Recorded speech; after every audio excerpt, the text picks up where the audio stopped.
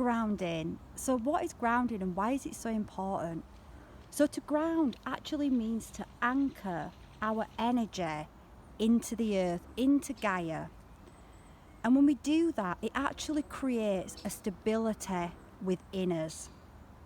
It roots us into our bodies. It brings us into the body. So it helps to calm the mind as well, to stop us from being stuck in the mind. But it also creates this core strength throughout us. So if you think about a tree, trees have got deep roots, and these roots go deep into the earth and they spread wide. So when a storm comes along, the tree can weather the storm. The tree doesn't fall down. The roots that go so deep and wide keep that tree strong. And it's the same with us as well, with our bodies. When we allow ourselves to ground into Mother Earth. So we actually have an energy system that runs through our body called the chakra system. These are vortexes of energy, and divine consciousness flows in through the crown and it moves down the spine, down the central core column, and it moves down our body, down our legs, and it goes out of our feet, and it can go deep into the ground when we are grounding. And that gives us that strength, and it connects us to the earth, and it allows us to share that healing energy with the earth, because the earth heals us, it restores us, it brings us back into balance.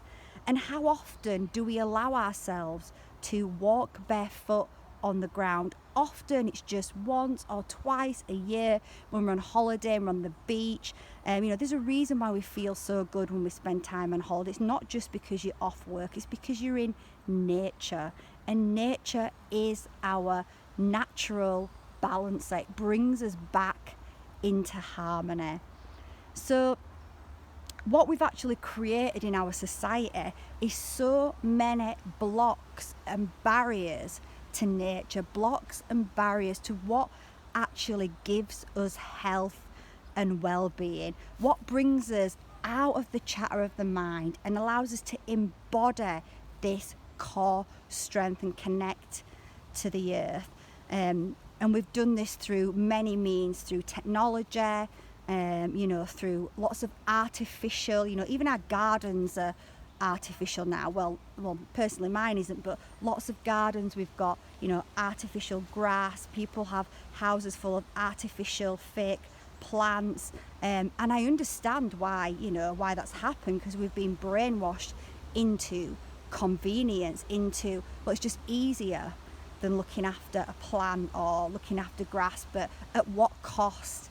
So we're going into a time now where I think we're awakening and we're reconnecting back to nature. We're understanding the importance that nature holds in our well-being, in our enjoyment of life. So one of the other barriers we've got is shoes. Our shoes form a barrier, an actual physical barrier to us walking on the earth, to us soaking in the earth's negative ions that cleanses our auric fields, into us grounding. So we need to make a conscious effort to ground our energy, to walk barefoot on the ground. So don't just save it for you once or twice on holiday. Make it a weekly practice, or even if you've got real grass and real ground, make it a daily practice.